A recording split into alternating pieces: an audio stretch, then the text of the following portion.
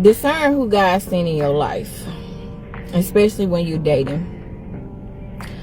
At my old job, I used to work in retail, and I remember I was working the fitting room one day, and I was just standing back there minding my business. And this guy, he was tall, caramel colored, he had dreads. They was like gold blonde kind of dreads or whatever. He was okay looking or whatever. So he was standing back there, and at first I wasn't really paying him no attention. We was just making small talk or whatever. And so we was just chit-chatting. And so at the job where I used to work, there was a code on the door. So he asked me to let him into the restroom. So I did. And as I was unlocking the door for him, he asked me if he could have my number. Well, I'm very particular about who I give my number to. And I hesitated, and I said to myself in my mind, I said, Sylph, how you gonna meet a man or meet your husband if you don't hardly give anybody a chance or hardly ever give out your number? So I told myself, I'm like, just give me your number. And I did. I gave him my number. So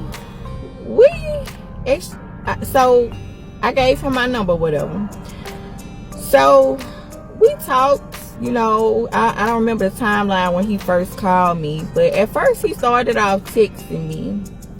And at that time, I was kind of busy. I was busy doing editing, doing videos. You know, I was going through a lot of stuff. I had a lot going on. I had some financial issues. I was just having a rough time. I was just in a place where I really wasn't mentally looking to meet anyone, or I wasn't really looking to date anyone. I was just, you know, in a rough place, and my focus was not on dating or not on a man at the time.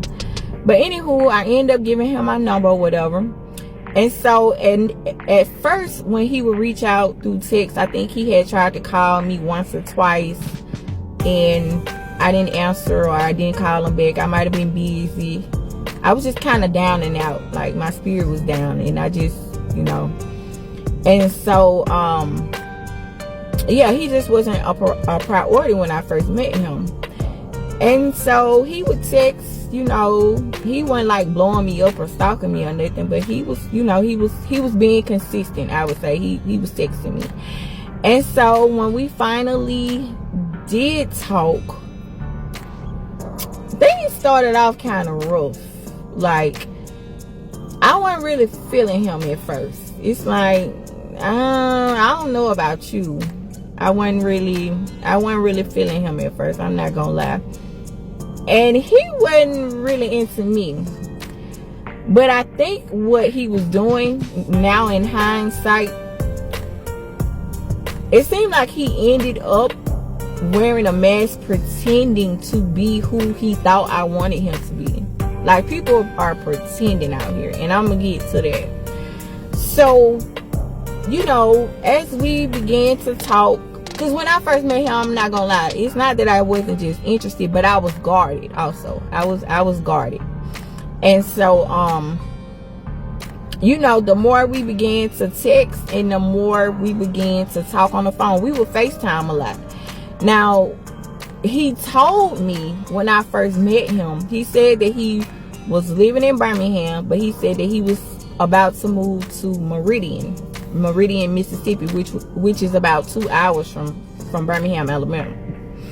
And so I was thinking to myself, if you got to move, why you asked me for my number knowing that you got to move 2 hours away from me?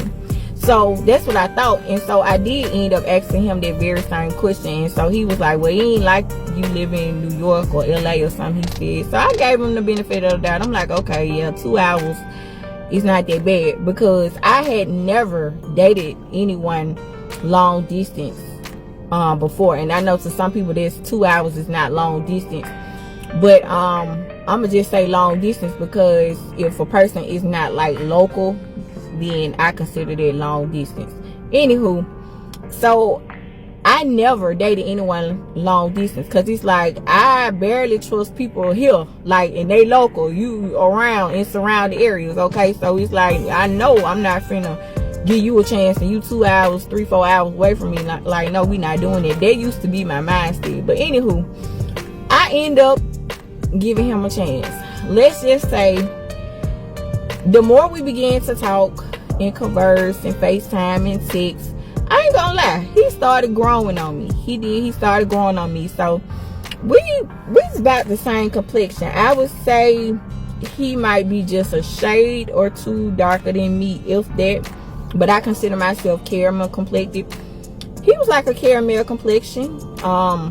He had one thing I really did like and miss about him, because I love dimples. I have a fetish for dimples, and he got them deep dimples that make you just want to do like this and poke a hole. I love dimples, y'all. And so I remember telling him that one time. I was like, ooh, I just love your dimples. And he was like, and I told him I wish I had dimples, and he was like, you can't have everything. And I was like, whatever. But anyway, I loved his dimples. And so he had dimples. He was caramel complected. He had dreads. I like dreads. He had color. His hair, they was like a gold like color. And when I first met him, that's what we was talking about when I first gave him my number. He had 2 strands, and I was telling him that I liked his hair or whatever. So that's how the conversation even started when we met. So anywho, tall. I like a tall man. He had some weight on him. Like, he wasn't fat, but he wasn't like he wasn't skinny. He was like kind of thick. Like, he had some weight on him, but he was tall. He's like 6'1", something like that. And I'm 5'3", so I'm short. So I prefer a tall man. And so anywho, the more we began to talk, the more he started growing on me. And so, I ain't gonna tell y'all when we became intimate, but we did. Mind you, I would say this was like a year and a half ago or whatever. And so the more we began to talk and text and FaceTime, the more he grew on me. I'm not gonna lie. So I began to catch feelings for him, and against my better judgment. And long story short, it's like something happened in the relationship over a period of time. And of course, I'm not gonna get personal and tell y'all what that is, because it's not your business. But something happened over a period of time in that situationship. First and foremost, he was not being honest. There was another woman in the picture, but he never would admit it to me.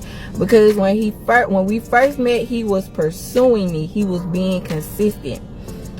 However, things changed, okay? And of course, it was after we had sex, like, he started showing his true colors. That mask began to slip, okay? Apparently after he got what he wanted, after he got what he was looking for.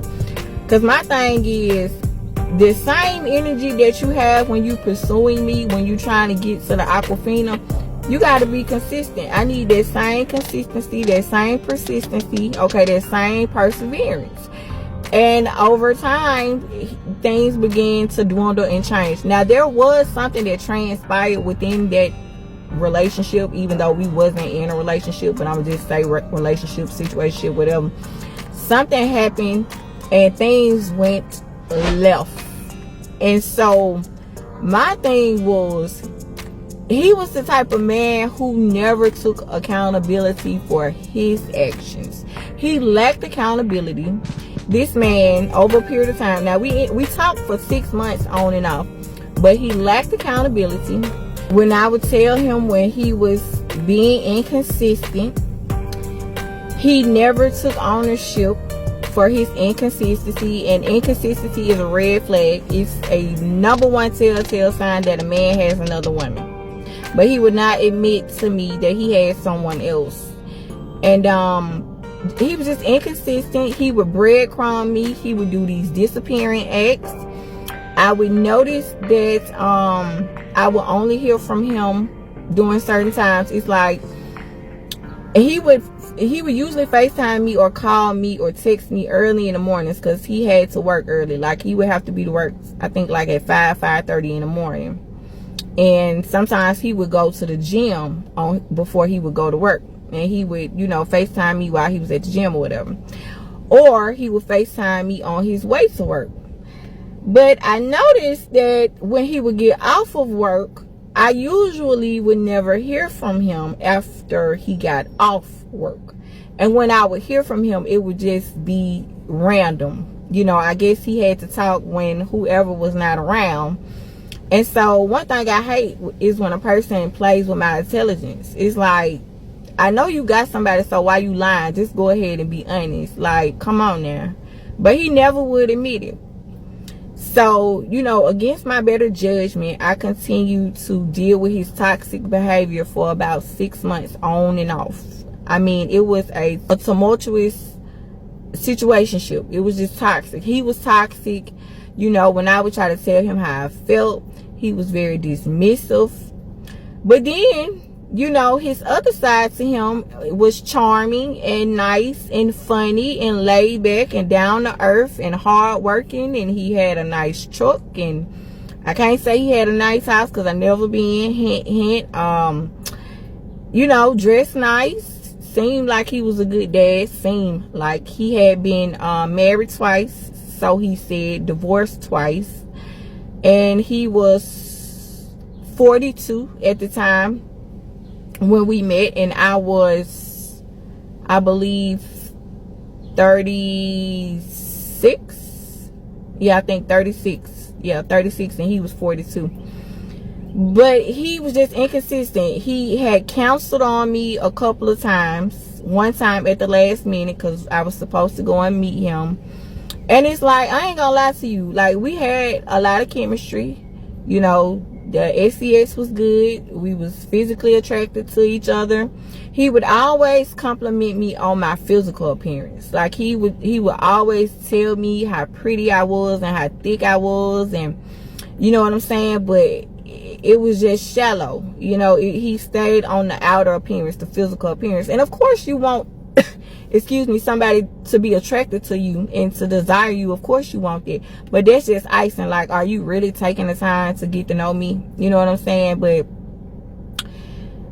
that's why I say be discerning who comes into your life, especially when you dating, because this man wore a mask the entire time we were together. He was the king of breadcrumbing. He was the king of inconsistency. He was dismissive. He would always disregard my feelings when I was trying to be transparent with him and tell him how I feel. He was just dismissive to my feelings. He always tried to downplay his actions anytime when I tried to get him to hold himself accountable for his actions. He would always blame me for whatever happened in a relationship, but he never took accountability for his part that he played. And it's like, it was so toxic and so draining. Like, it's so many nights that I spent crying and it was just toxic. It was just draining. So if you are with someone, if they drain you, if they lack accountability, if you don't have no peace, if they pulling you away from God instead of pushing you towards God, these are all telltale signs that you are probably dealing with a narcissist. You are dealing with someone who lacks accountability. And 9 times out of 10, God did not send this person. Now, I do believe in right person, wrong time. I do. Let me repeat. I do believe in right person, wrong time. But I don't believe that this man was the man that God has for me. In fact, I know he's not. God didn't send him. God did not send him, because if God sent him, I would have been being abstinent. If God sent him, I wouldn't have spent all these nights crying and waiting by the phone, and he wouldn't have been inconsistent, and he wouldn't have lacked accountability. You know, God is not the author of confusion. So before you date someone or get them a chance or get involved with someone, make sure that you really get to know that person, and yeah, give them the benefit of the doubt. You know, don't be skeptical of everyone, or be suspicious of everyone, but just be discerning. Just pay attention and observe, because you'll see red flags. And a lot of times as women, we often will we'll overlook red flags, and we will compromise. But if a person is sent by God, you won't have to compromise. You won't have to lower your standards. You won't lose no sleep. You won't lose peace. That person will bring you peace. You will be that person's peace. They will be your peace.